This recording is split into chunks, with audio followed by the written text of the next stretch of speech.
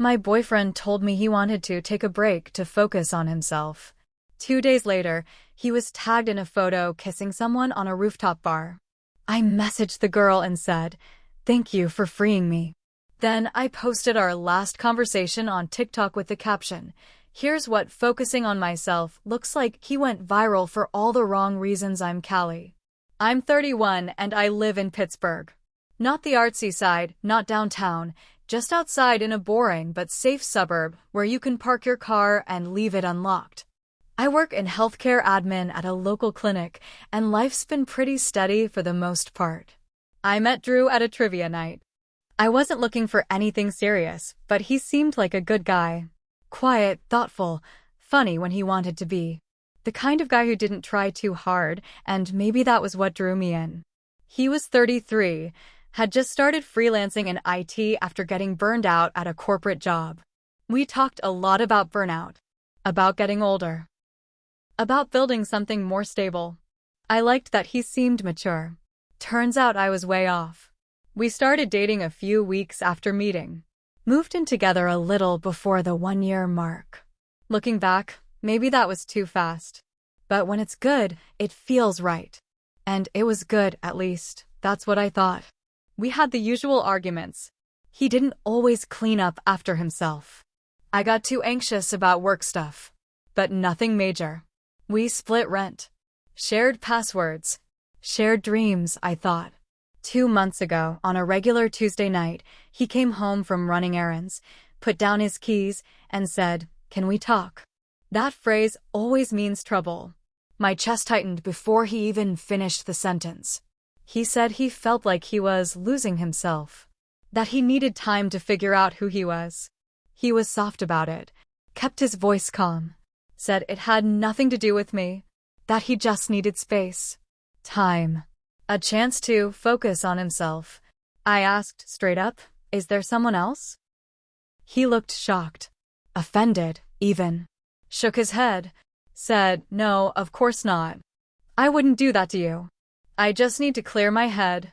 I didn't want to lose him, so I agreed. We called it a break. Not a breakup. Not permanent. Just space. I packed some stuff and moved in with my sister. Told her we were taking some time. I didn't tell her everything because, honestly, I still believed him. For 2 days, I cried, journaled, went for walks. Tried not to check his socials. Tried not to text. I told myself this was healthy, that giving him space was mature. Then my best friend Jill sent me a screenshot on Friday night. It was a girl's Instagram story. She tagged Drew. They were on a rooftop bar downtown, the kind with cute string lights and $15 cocktails. He was kissing her. Full on. Not a flirty hug, not some group hangout pic. A kiss. Hands on her waist, lips locked. She was smiling into it.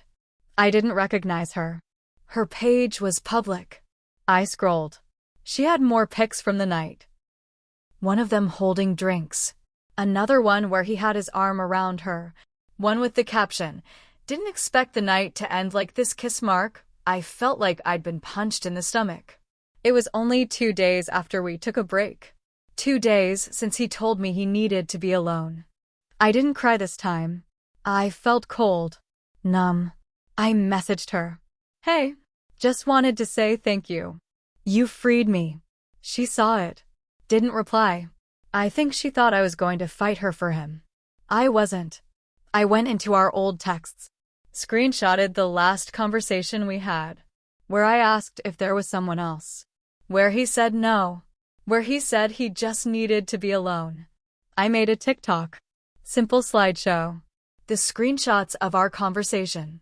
The rooftop photos from her story. A soft background song. The caption said, "Here's what focusing on myself looks like." It blew up overnight. When I went to bed, it had maybe 400 likes. When I woke up, it had 42,000. By the time I got to work, it was past 300K. Then 1 million. Then 2. The comments rolled in. "Girl, this happened to me too." Men always say they want space when they already have a backup. He didn't want space. He wanted less guilt. People were duetting it. Stitched it with their own stories.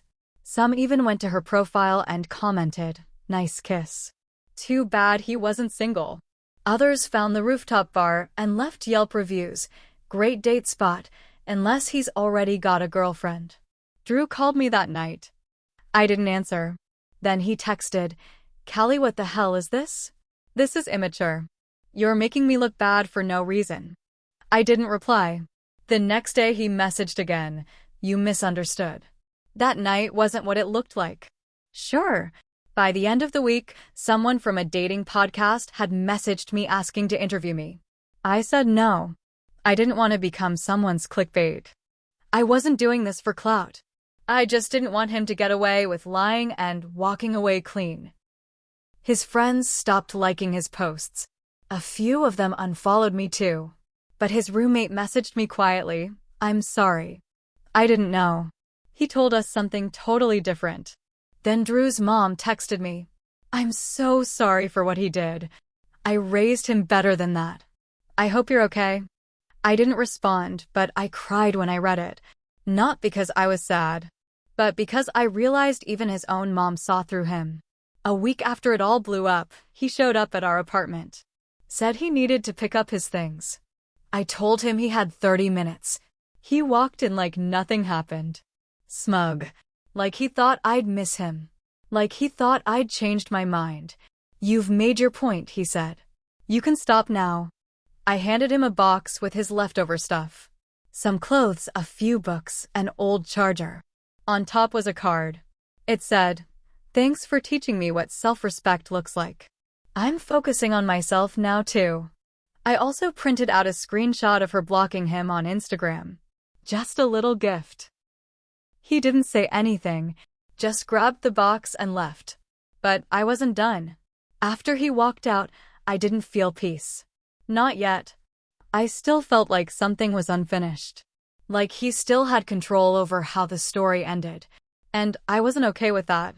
See, the TikTok had slowed down by then, but people were still finding it. A few girls messaged me saying they recognized Drew from dating apps. One even sent me a screenshot. He'd been on Hinge the week before our break. I wanted to scream. He didn't just move on fast, he planned to. The break was just a cover so he wouldn't feel guilty. Or at least so he could spin it as we weren't together. It got worse. One girl, her name was Rachel, messaged me and said she dated him last year, while I was at a conference in Chicago for 4 days. She sent me texts, photos. Said she backed off when he claimed things with me were complicated. He'd told her we were on our way out. He cheated. He full-on cheated and lied straight to my face, even looked hurt when I asked. Now I wasn't just angry, I was humiliated. Every second I spent doubting myself, every moment I gave him the benefit of the doubt, was a joke to him. I wanted more people to know the truth. But I didn't want to just scream into the void. So I made a second video. This one had everything. The new texts from Rachel, the dating app profiles, the timeline of when he said he was confused versus when he was seeing other people. I didn't call him names. I didn't curse. I just let the facts speak. I ended the video with this. This isn't about revenge. This is about clarity. He made his choices. I just posted the receipts. This one hit harder. Another 1 million views in 48 hours. Then the unexpected happened. His job, one of his freelance clients, dropped him. They reached out and said they saw the videos. Said he no longer represented their values. He posted a vague Instagram story saying, "Social media is dangerous when people believe lies." I laughed. No one believed it. People replied with snake emojis. One even posted, "Drew, just log off, bro." But I wasn't trying to ruin his career. I just wanted to reclaim my truth. I wanted people, especially women, to stop second-guessing themselves when they feel something is off. Then came the biggest twist. His new girl messaged me. The rooftop bar one. She said, "I'm sorry. I didn't know. He told me you two were long over. I didn't mean to hurt anyone. When I saw your video, I was sick." I blocked him the next day. She told me he'd been texting her since then, begging her to talk. Said he was misunderstood.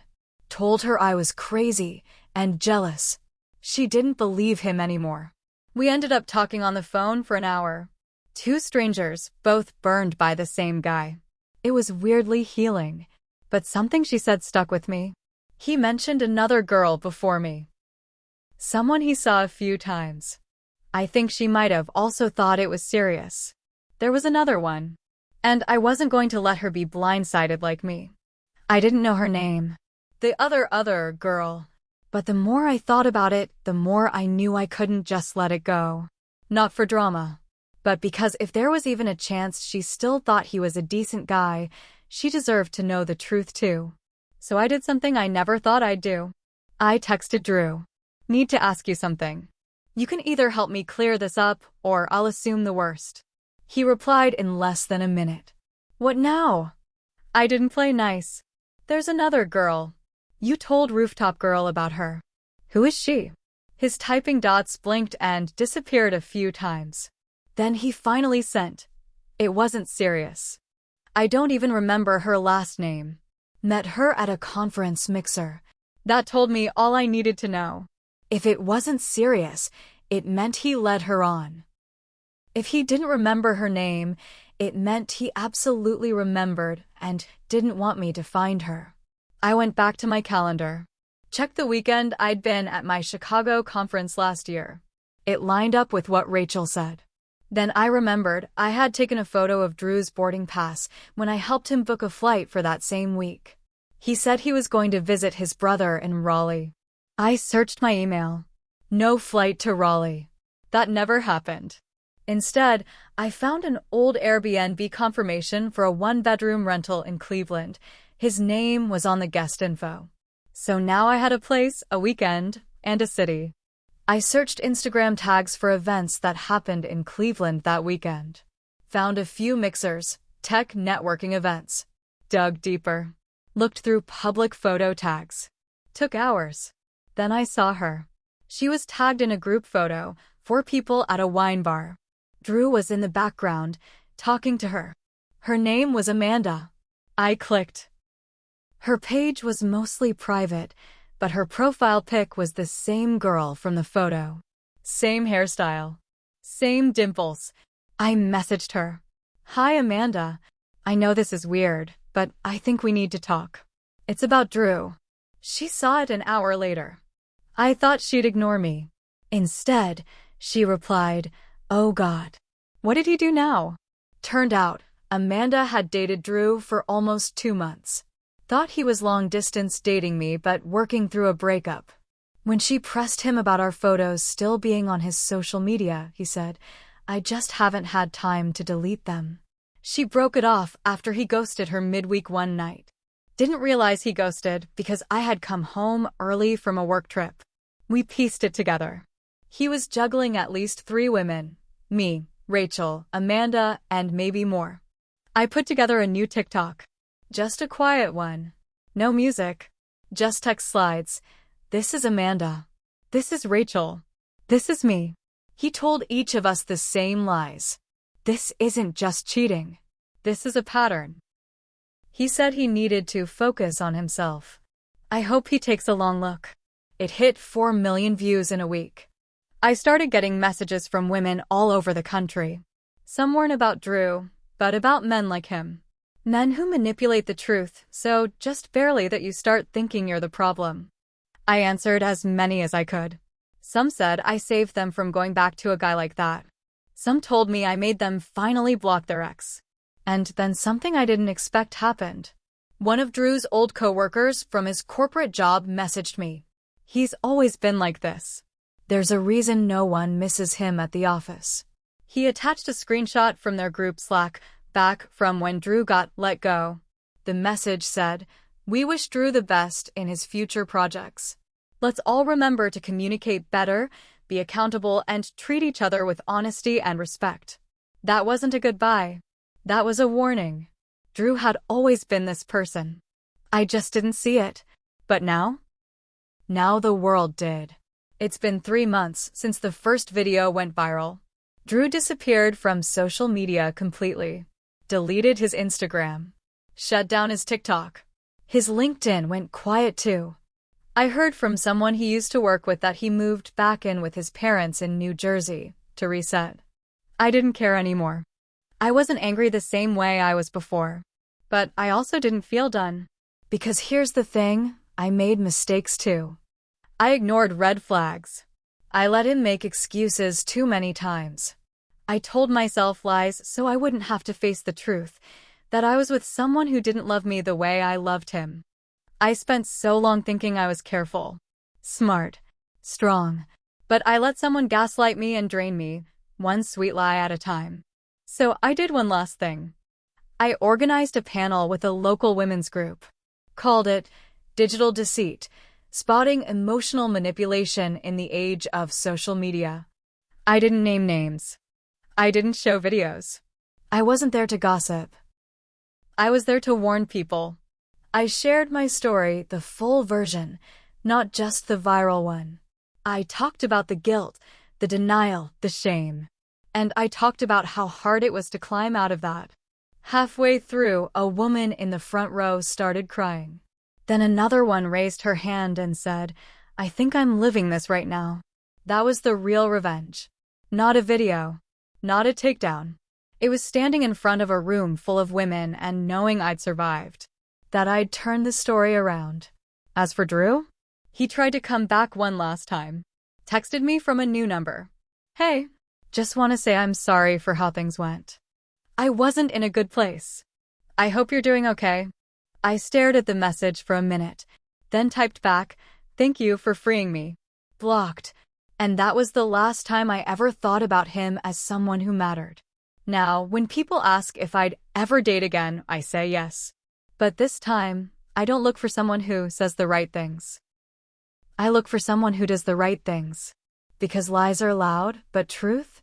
It stays. And the truth is, I didn't lose anything when he walked away. He did. He lost someone who would have stayed loyal, even when he didn't deserve it. I lost a liar. He lost everything, and I gained my voice. That's the kind of ending I can live with.